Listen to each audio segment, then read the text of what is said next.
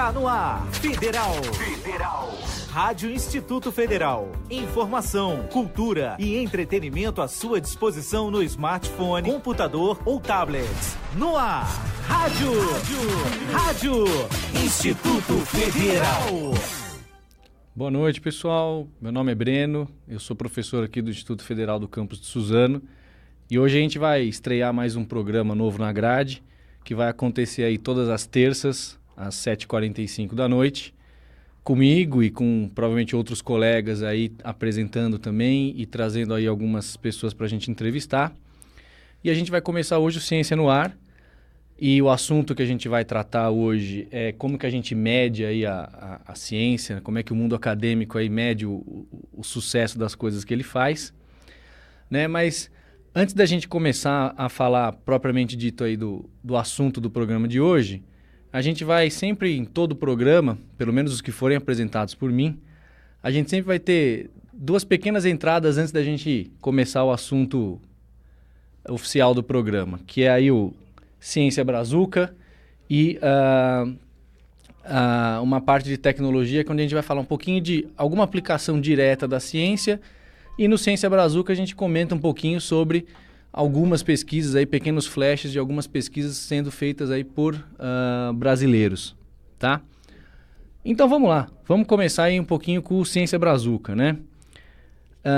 Saiu aí na pesquisa FAPESP que a gente teve aí o coração de pedra, né? Que foi encontrado um primeiro registro fóssil de um coração, de um músculo cardíaco, e que deu pra gente aí algumas pistas de como que a evolução caminhou para a gente chegar nos corações aí dos animais tidos aí como mais evoluídos, né? Então foi um grupo de pesquisadores brasileiros que encontrou aí um fóssil de um peixe há mais ou menos 115 milhões de anos atrás na região do Nordeste brasileiro. E é a primeira vez no mundo aí que a gente tem a descrição aí de um coração fossilizado, né? E aí o pesquisador responsável por essa pesquisa foi o professor Marcelo Rodrigues de Carvalho, que é do Instituto de Biociências da Universidade de São Paulo, e o aluno que está trabalhando junto com ele é o Murilo de Carvalho, que é o bolsista aí de pós-graduação que está trabalhando no projeto. Isso é muito legal, que vai dar pistas para a gente aí de como que o coração nosso aí evoluiu a partir dos animais aí tidos como os nossos antecessores aí na cadeia evolutiva, né? E uma outra pesquisa bacana aí feita por brasileiros tem a intenção aí de ampliar a autonomia de pessoas que sofrem algum tipo de impossibilidade motora por acidentes ou doenças, enfim, né? É um grupo de pesquisa aí que engloba diversos pesquisadores da Faculdade de Medicina de São Paulo, da Escola Politécnica da Universidade de São Paulo também. E essa pesquisa ela é desenvolvida na rede de reabilitação do Luci Montoro, né? E a gente tem aí um conjunto de sistemas de exoesqueletos e máquinas que auxiliam aí as pessoas a recuperar os movimentos, né? E aí a gente teve um acidente com um motoboy, o Reginaldo Santos Ferreira, e ele tem recuperado aí a capacidade motora dele por essas pesquisas, né? Então foi feito aí um exoesqueleto funcional, né? E aí ele exige, né, do usuário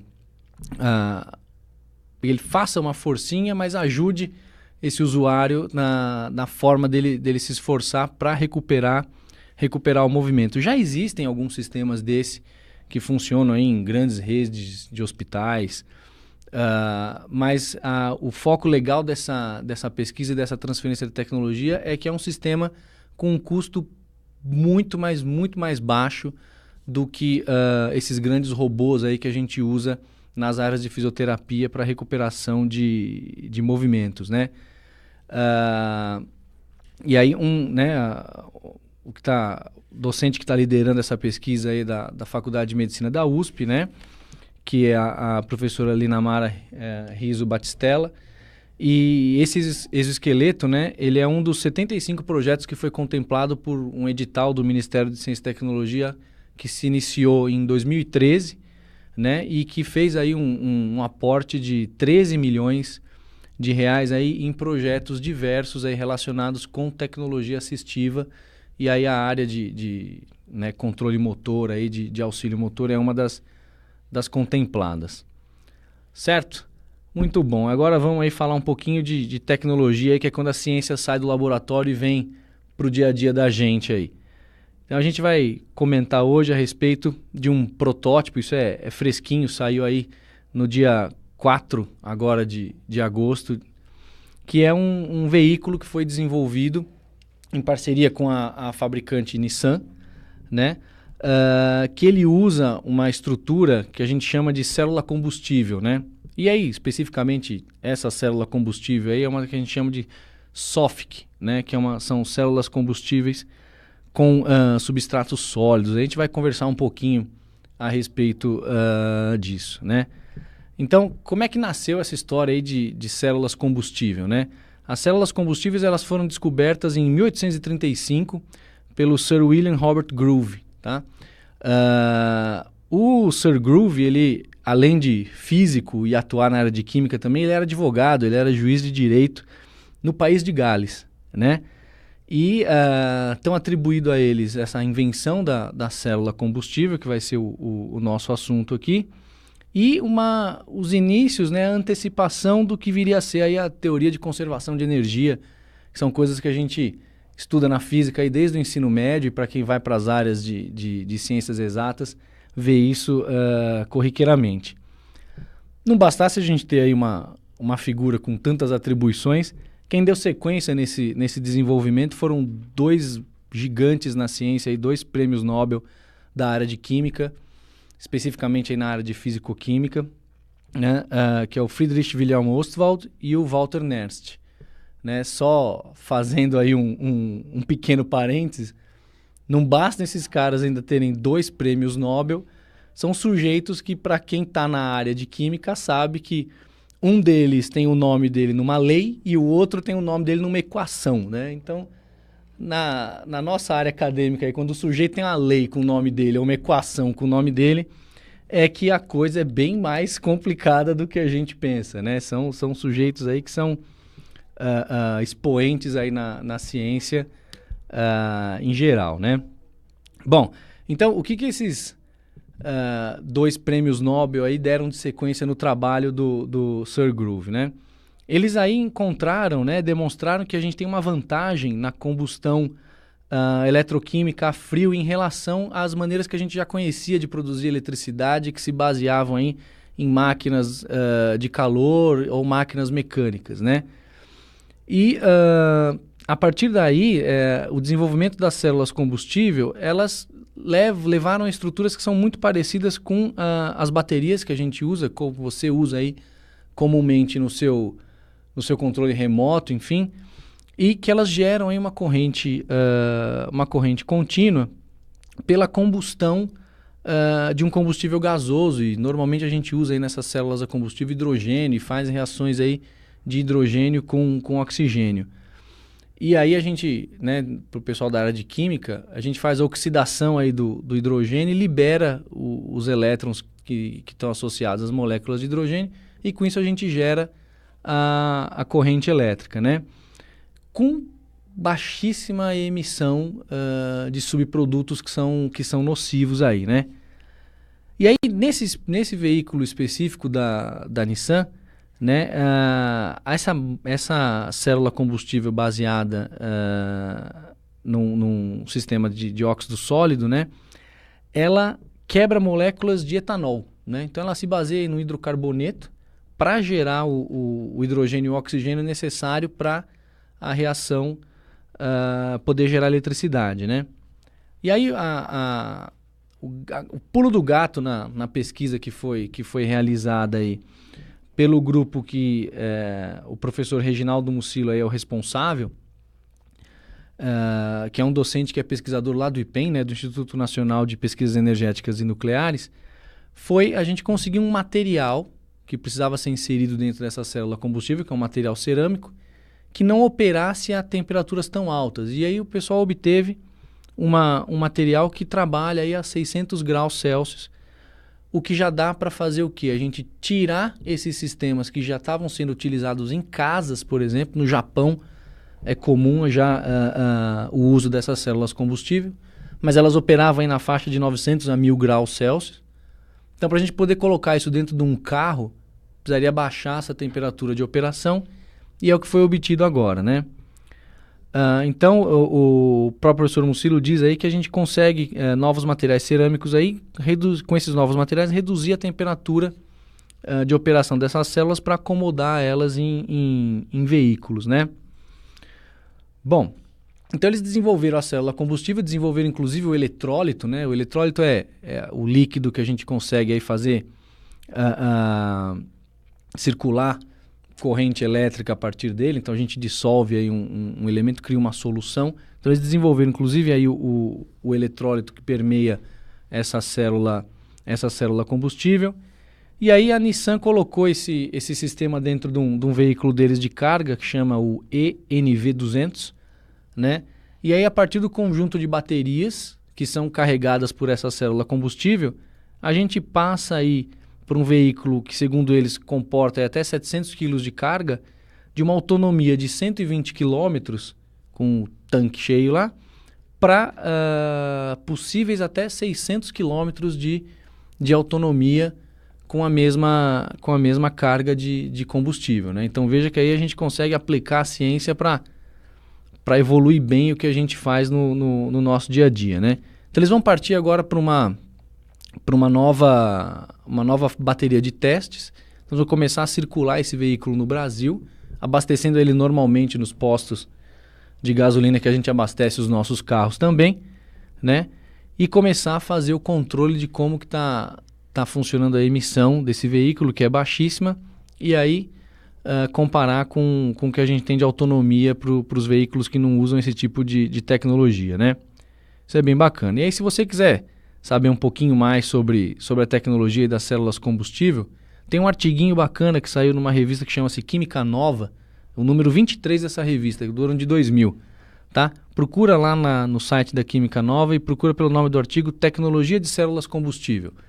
Então, dá para você aí conhecer um pouquinho mais a respeito dessa tecnologia, e lá vai ter mais algumas informações técnicas de como ocorrem as reações internas, nas primeiras estruturas que foram propostas lá atrás para as células combustível. E aí vocês podem aí fazer uma leitura bem bacana e se inteirar um pouquinho mais do assunto. Então é isso. Galera, vamos falar um pouquinho aí de como que a gente faz aí a medida da ciência aí, não só no Brasil, mas como a gente faz isso de forma geral, né?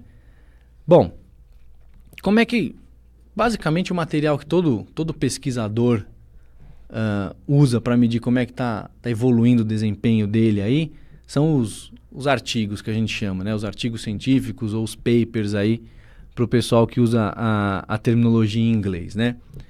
E aí a gente tem um conjunto, uma infinidade enorme de revistas científicas aí pelo mundo, e aí você fica com aquela pergunta, né? Bom, tá, eu tenho lá uma pesquisa, eu desenvolvi uma patente, eu estou, né, trabalhando com algum desenvolvimento aqui na minha universidade, na minha instituição de ensino, e eu preciso dar um jeito de contar para o resto do mundo o que a gente está fazendo, certo? De uma maneira que outros grupos aí de pesquisa ao redor do mundo consigam observar aquilo que a gente fez e principalmente reproduzir aquilo que a gente fez para fins de testes. E aí ver se a história que a gente está contando lá, se ela é plausível ou não plausível, enfim, né? A ciência se baseia no teste, na experimentação e na refutação, né? Então vinha alguém e dizer, olha, não é lá bem assim isso que você está falando, né? E a partir daí a gente vai evoluindo a coisa, desde a ciência básica lá atrás, que é a hora que a gente está começando a conhecer os rudimentos do funcionamento da natureza para uma série de coisas, até o momento para onde a gente vai para aquilo que a gente acabou de conversar aí no bloquinho de tecnologia, que é quando a gente tira aquilo de dentro da universidade, quando a gente tira aquilo de dentro da academia e joga para aplicação no nosso dia a dia, né? Bom, Então, a partir do momento que o pesquisador está lá trabalhando e que ele precisa publicar alguma coisa, para o que ele recorre? Então, ele vai recorrer para as revistas científicas lá para fazer a publicação do material dele, né? E aí, antes da gente falar especificamente das revistas científicas, para a gente tentar posicionar mais ou menos como é que funciona os países que têm aí mais tempo, que desenvolvem ciência há mais tempo, que têm aí as principais revistas científicas de divulgação. A Inglaterra, por exemplo, tem alguns dos jornais mais antigos do mundo, né? Principalmente os que estão relacionados à Royal Society, aí, que é uma das mais antigas sociedades acadêmicas que a gente tem no mundo. Entra lá no Google, dá lá a famosa googlada lá, no seguinte título lá: Estranho mapa do mundo baseado na produção científica. Vocês vão achar lá um artigo que está dentro do site que é o hypescience.com, né? O HYP, para vocês procurarem lá, HYPE Science, SIENCE.com, tá? E aproveita, marca aí o Hype Science aí no softwarezinho, na ferramenta de gestão de conteúdo que você usa aí. Tem uma pancada de ferramentas para gestão de conteúdo. Você pode usar o Pocket, você pode usar, tem um monte, dê uma procurada lá, que às vezes a gente quer ler um negócio e tem tanta coisa para ler e não dá tempo, então você vai lá e marca na sua ferramentinha de gestão de conteúdo para você ler depois. O Hype Science tem sempre muita coisa interessante lá para a gente dar uma olhada. E aí o que eles fizeram de bacana aí nesse estranho mapa aí? Eles falaram, olha, se a gente fosse corrigir o mapa mundi em função do número de citações, né, que a gente tem e de publicações e número de revistas científicas, a gente chega num desenho que é muito peculiar, né? A gente teria o hemisfério norte extremamente inchado e o hemisfério sul bem magrinho. Então entra lá e dá uma olhada no mapa que vocês vão ver como é que fica a cara do resultado disso, né? Então, a maior parte das revistas científicas e a maior parte daquilo que a gente publica se concentra lá no hemisfério norte, principalmente aí em Europa e Estados Unidos, né? E bom, o grande lance é por que disso, né? Por que a gente tem uma distorção aí tão grande da quantidade de publicações e daqui a pouquinho a gente vai falar a respeito dos sistemas que a gente usa para medir o resultado dessas publicações, né? Por que o hemisfério norte tá tão mais à frente da gente aqui embaixo, né? Muito se fala a respeito das políticas de ciência e a quantidade de investimento que a gente tem e as condições de trabalho dos cientistas em modo geral. E realmente, para o hemisfério sul, para a gente aqui que está no continente sul-americano e está na região da África, via de regra, aquilo que a gente tem de aporte financeiro para fazer as pesquisas não é tão grande quanto o aporte financeiro que a gente tem em outras regiões. E também o relacionamento aí das indústrias, das empresas com a pesquisa, né? Também aqui no hemisfério sul não é tão bem desenvolvido, e aí é uma função nossa até inclusive aqui nos institutos federais a gente fazer essa aproximação com o setor produtivo para a gente conseguir melhorar essa postura, né? essa maneira de trabalhar que a gente tem com a iniciativa privada, para a gente alavancar as pesquisas aqui, né? Então inclusive a gente tem uma fuga até muito grande, o pessoal usa o termo de fuga de cérebros, né? Da gente ter gente migrando, né? Os grandes pesquisadores migrando das regiões aí mais subdesenvolvidas da ciência para a região norte. A gente teve até um caso famoso recente, que foi a professora Herculano Ruzel, que é uma das maiores neurocientistas que a gente tem no mundo, brasileira, e que abandonou aí a universidade de origem dela no Rio de Janeiro e foi dar continuidade nas pesquisas dela fora do país, porque as condições já não estavam mais minimamente condizentes com aquilo que ela tinha que desenvolver. Então, voltando aí ao nosso assunto da métrica, como é que a gente lida com isso daí, né? Então, a hora que um pesquisador vai publicar alguma coisa, a primeira coisa que ele vai se preocupar, via de regra, é qual a revista que tem aderência com aquilo que ele está publicando. Né? Então, se eu tenho lá uma pesquisa feita na área de engenharia, eu não vou procurar uma revista na área de saúde para publicar aquilo que eu quero, obviamente. Então, o primeiro passo é a gente achar lá um subconjunto de revistas que o tema da revista é aderente com aquele tema que o pesquisador está trabalhando. A partir daí, ele vai se preocupar com o que a gente chama aí dos fatores de impacto, né? Que são as métricas que a gente usa. E aí a gente tem uma série de fatores de impacto possíveis para a gente usar para medir o resultado né? O resultado não, mas a entrada daquela revista, a entrada daquele periódico dentro da comunidade acadêmica como um todo. Então, o negócio por trás dos índices, das métricas e dos fatores de impacto é dizer, olha, dentro da comunidade científica como um todo, em todos os cientistas do mundo, qual é o peso que eles dão para um artigo, para uma comunicação científica que aparece publicada naquela revista? Então, obviamente, quanto maior é o impacto que um jornal acadêmico tem, né, que uma revista científica tem, mais difícil vai ser para a gente publicar lá. Então, para vocês terem uma ideia como é que funciona. Então, a gente tem alguns sistemas. Um deles é o Journal Citation Reports, que é o JCR. Né? Então, o JCR ele oferece aí uma perspectiva de avaliação e comparação de periódicos por meio de acumulação e tabulação de duas informações, né? Do número de artigos que se publica e das citações. Então, vamos falar aí um pouquinho a respeito das tais das citações, né? Embaixo do artigo, a segunda moeda mais importante aí para o pesquisador é, tá, legal, publiquei um artigo. Quantas pessoas estão lendo aquilo? Quantas pessoas, depois que leram aquilo, estão usando aquele meu trabalho, citando ele dentro dos seus próprios trabalhos de pesquisa? É assim que a máquina opera. Então eu vou lá, Breno, publico um artigo.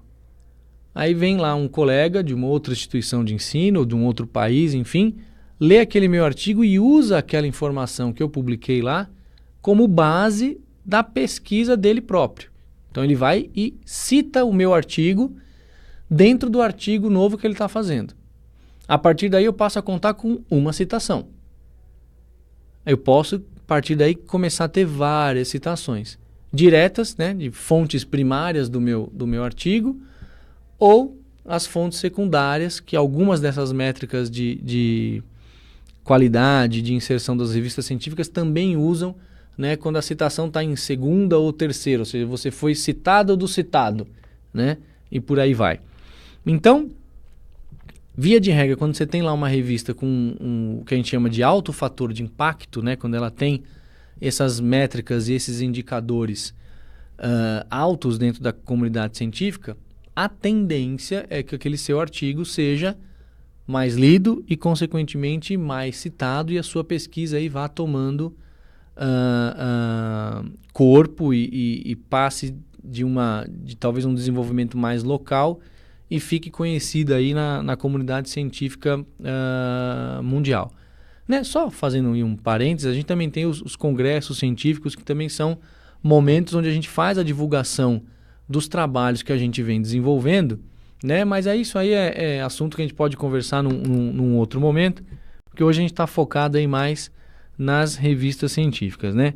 Então, por exemplo, o JCR, que era o que a gente estava falando, ele tem lá indexado mais de 10.500 revistas, né, das que são mais citadas no mundo, em 232 disciplinas distintas, né, em áreas de conhecimentos distintos, 2.500 editores em 82 países, né?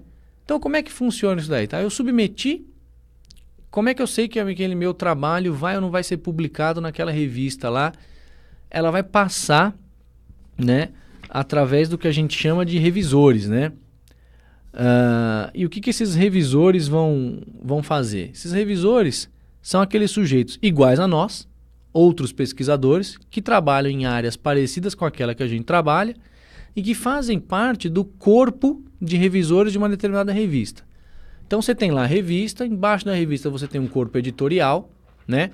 Esse corpo editorial vai manter aquela revista operando, e a partir das solicitações de publicação que eles vão recebendo, eles vão distribuindo aquilo para os revisores analisarem o mérito daquele artigo que foi publicado para lá, né? E aí, a partir dessa análise de mérito, a gente vai decidir, né, os revisores vão decidir se aquele artigo, aquele trabalho tem, primeiro, aderência correta com aquela revista a qual você submeteu e, em tendo aderência, se ele passa no crivo de qualidade que a revista prega dentro do seu corpo editorial. E, a partir daí, decide-se se o artigo está rejeitado, se ele está aceito com um determinado conjunto de alterações que são solicitadas por esses revisores, ou se ele já foi aceito direto para publicação, né? Então, o sistema se baseia em cientistas analisando o resultado da pesquisa e as publicações de outros colegas cientistas. Isso leva a uma série de coisas positivas, mas também leva a uma série de coisas negativas, mais no âmbito da política, e a gente volta a falar um pouquinho dessa questão de política depois do intervalinho. Um abraço, pessoal.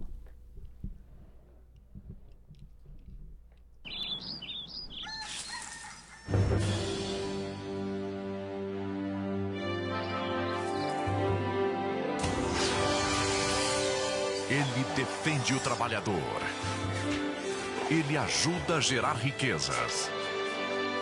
Ele faz bem à sua saúde. Ele é o herói que ajuda todo o Brasil. Beba Café. Ministério da Agricultura, Pecuária e Abastecimento.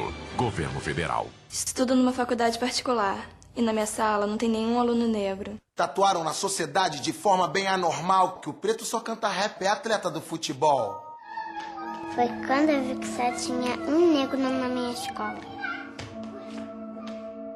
A gente levou nosso afilhado de 3 anos numa festa e uma criança da mesma idade disse pra ele: minha mãe detesta gente preta e eu também. Onde você guarda o seu racismo? Não guarde, jogue fora. Esse comercial dura 30 segundos. Passa muito rápido, assim como a infância. Nesses 30 segundos, a gente quer dizer pra você, quando uma criança trabalha, ela não perde só a infância. Ela perde uma etapa preciosa do seu desenvolvimento. Você pode voltar a ver esse comercial na sua TV, mas o tempo que ela perdeu, não. Esse não volta nunca. Infância não é pra trabalhar. Infância é pra crescer. Diga não ao trabalho infantil. Médico tem nos ajudado muito, muito mesmo. Eu posso ter um melhor atendimento no posto de saúde, melhores esclarecimentos. Então hoje eu tenho uma saúde muito melhor, tanto para mim quanto para minha família. O programa Mais Médicos ajuda a levar atendimento de qualidade a quem mais precisa, no interior ou nas periferias das grandes cidades. Já são mais de 18 mil médicos no programa. O Brasil não vai parar. Rádio Instituto Federal. Informação, cultura e entretenimento. Rádio Instituto Federal. Fala, galera, vamos voltar aí depois do nosso intervalinho para a gente continuar a nossa conversa a respeito de como que a gente mede aí o resultado da ciência, né? Então a gente tinha parado naquela história de que eu publico alguma coisa e essa coisa que eu publiquei vai ser avaliada por um conjunto de colegas meus, cientistas espalhados aí no mundo, que estão respondendo como revisores de um certo periódico, né? Bom, o lado positivo disso, teoricamente, deveria ser o quê? Eu vou ser avaliado por alguém que conhece tanto o lado bom quanto o lado ruim da ciência, né? As dificuldades que a gente tem no nosso dia a dia para fazer pesquisa, e sujeitos que conhecem aquela área que a gente pesquisa tão bem quanto a gente. Então, tem condições técnicas aí de avaliar a qualidade do que a gente está fazendo muito melhor do que se eu passasse isso para qualquer outra pessoa. Porém, isso também gera uma série de questões políticas na tratativa disso tudo, né? Vamos imaginar o seguinte: eu estou pesquisando, por exemplo, um fármaco para controle de pressão arterial.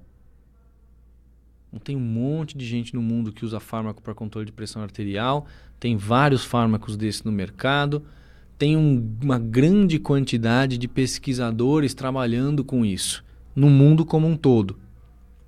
Agora imagina que eu estou lá pesquisando o efeito de um determinado astro na configuração de buracos negros na galáxia XYZ.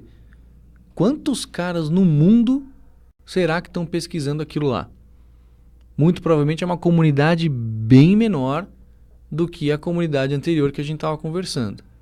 Portanto, a chance de eu fazer alguma coisa que incomode talvez um outro colega no seguinte sentido: o cara está fazendo aquilo que a gente está fazendo, ou ele está melhorando, ou ele está refutando aquilo que a gente acabou de publicar 2 meses atrás. E aí, se esse grupo faz parte do conselho editorial de uma revista ou faz parte do grupo de revisores, ele pode ali esquecer a qualidade técnica do teu trabalho e avaliar o teu trabalho em cima só de uma questão política, né? Isso é um lado bom e é um lado ruim da coisa. Outro lado ruim é o quê? Olha, se a gente baseia o nosso sistema de recompensa, de dinheirinho acadêmico, em termos do que a gente publica e de quanto isso é visto e é citado dentro da comunidade acadêmica como um todo, e isso gera lá o fator de impacto da revista e gera, inclusive, fatores de impacto que são índices do próprio pesquisador, bom, eu não vou querer que um determinado concorrente da universidade vizinha consiga uma qualificação melhor do que a minha, porque a hora que eu for lá, dentro do nosso sistema de gestão financeira, né,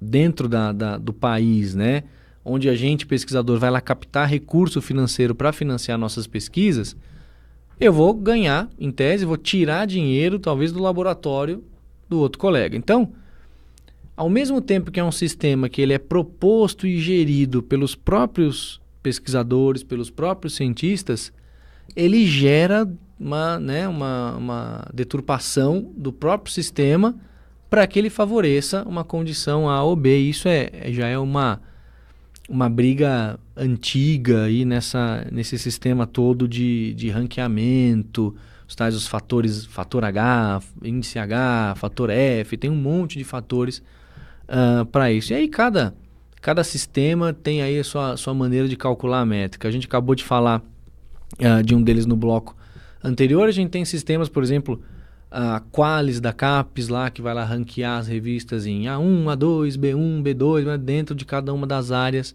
né? Engenharia 1, aí lá dentro de Engenharia 1 tem as áreas de pesquisa e engenharia que compõem Engenharia 1.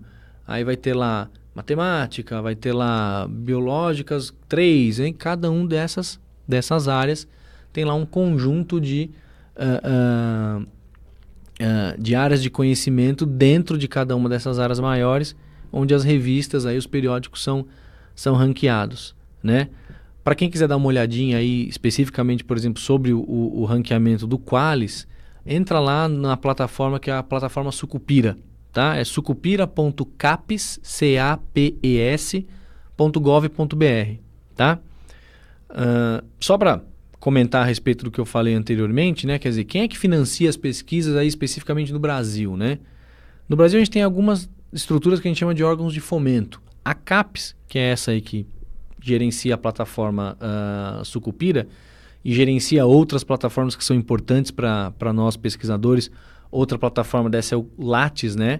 Que vocês podem procurar também lá como Lattes, CAPES, GovBR, que guarda os currículos Lattes, que a gente chama, que é basicamente a ficha corrida dos pesquisadores aí, né? Então, aonde a gente se formou, onde a gente estudou, com quem a gente estudou, o que a gente publicou de artigo em revista, o que a gente participou de congresso, se a gente orientou, não orientou, quais são os nossos títulos de mestrado, doutorado, como é que foi. Toda a nossa capivara está dentro lá do currículo Lattes, que também é gerido aí pela CAPES. Então, além da CAPES, a gente tem o CNPq, a gente tem o sistema das FAPES, né, que são das Fundações de Apoio à Pesquisa, a FAPESP, que é a Fundação de Apoio à Pesquisa do Estado de São Paulo, é uma delas, mas a gente tem diversas outras, a gente tem FAPEMIG, FAPERGS, né, que é do Rio Grande do Sul, enfim, tem praticamente espalhado por todos os estados da federação e outros órgãos também de fundação de apoio à pesquisa. Então a gente submete os projetos, né, de pesquisa para essas entidades que vão reverter em financeiro, né, em grana para a gente poder tocar as pesquisas. E muito daquilo que a gente propõe de projetos de pesquisa para esses órgãos financiadores, a gente vai atrelar o que nesse projeto de pesquisa? Olha, eu já publiquei lá, publiquei acolá, publiquei... são revistas de alto fator de impacto. Então, o sistema todo se baseia na gente medir, né, o resultado da nossa pesquisa aí em função do tal do fator de impacto das revistas, né? Bom, e aí só para a gente finalizar aí o nosso programa de hoje, saiu aí recentemente uma ajudinha para a gente conseguir pesquisar dentro dessas revistas, né? Porque muitas dessas revistas são pagas, né? Então a gente tem que ter, ou via a instituição de ensino que a gente está atrelado, seja como aluno, seja como professor, quando a gente está fora das instituições, a gente não tem como acessar o conteúdo, acessar os artigos das revistas.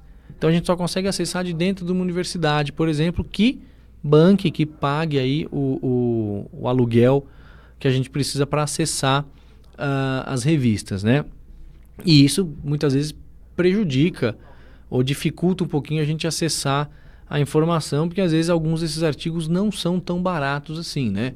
Você pode pegar um artigo científico que pode chegar a custar aí $50, $60 para você pegar um artigo científico. Se você imaginar que a gente usa, por exemplo, numa tese ou para escrever um outro artigo, algumas dezenas, e pensando em teses e dissertações, até centenas de artigos, põe na ponta do lápis, não dá para a gente arcar com esse tipo de coisa sozinho.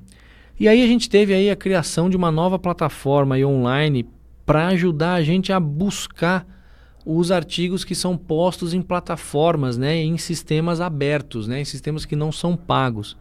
Tá? Essa plataforma chama DOAI, né, D-O-A-I, né, que vem de uma sigla em inglês de Identificador Digital de Acesso Aberto, né? O identificador digital de acesso é uma coisa que a gente já no meio acadêmico conhece há muito tempo, que a gente chama de DOI, é o DOI, né?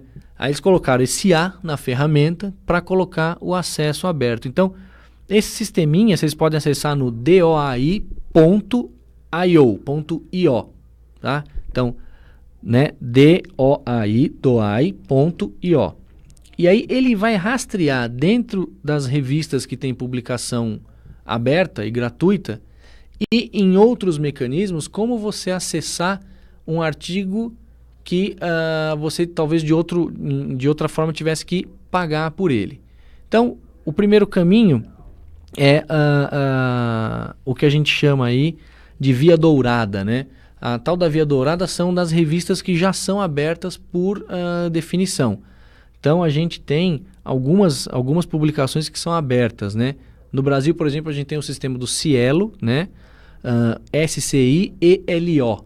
Procurem lá Cielo, que faz aí um compêndio de diversas revistas que são de acesso aberto. Então, você publica lá e ninguém tem que pagar para ler, para ter acesso ao artigo que você escreveu. E internacionalmente, talvez a que tenha o maior impacto aí é o PLOS, né? PLOS, né? Que é o Public Library of Science, né? Que é uma ação também para periódicos abertos. Então, a via dourada é essa. Então, a ferramentinha lá, o DOAI, ele vai buscar se aquilo que você está perguntando, está questionando de artigo, ele é já completamente aberto porque está dentro de alguma plataforma dessa aí que é aberta. Não tendo, ele vai para um outro mecanismo que a gente chama de via verde, né? A tal da via verde é o seguinte: hoje em dia muitas revistas que são revistas pagas, né? em que você tem que, às vezes, até pagar para publicar, às vezes, tendo o seu artigo aceito, você ainda tem que pagar uma taxa para que esse artigo seja publicado. Algumas dessas revistas já permitem que a gente, enquanto pesquisador, mantenha cópias daquilo que a gente produziu em registros particulares, né? E alguns desses sistemas aí de registros particulares estão espalhados aí pela rede, são o que a gente chama aí de redes sociais orientadas a propósito, né? Então a gente tem aí o ResearchGate, a gente tem uma série de outras, a gente pode conversar sobre isso num outro programa no futuro.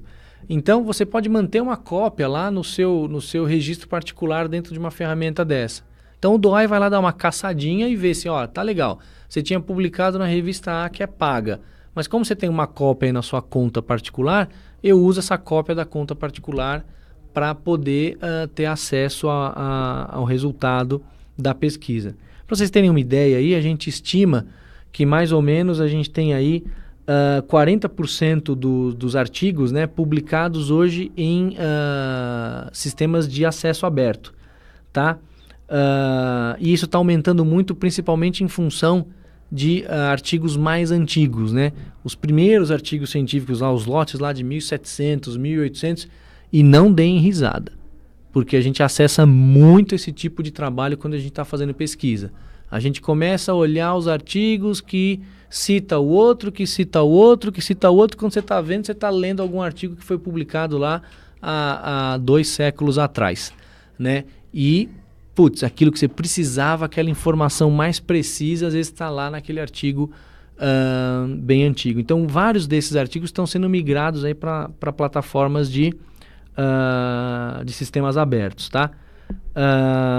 Então, para vocês terem uma ideia, até a própria União Europeia mostrou aí numa pesquisa mais recente que 50% basicamente de todos os artigos ali publicados entre 2004 e 2011 já estavam começando a ficar disponíveis gratuitamente aí para acesso geral no mundo todo.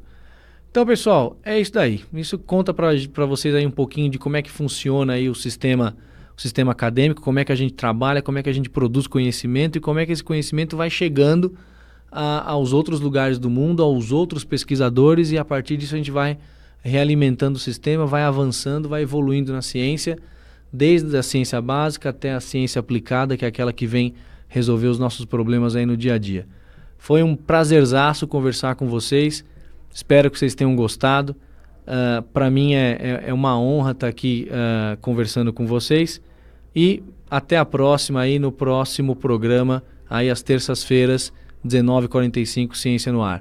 Um abração, tchau, tchau, até a próxima.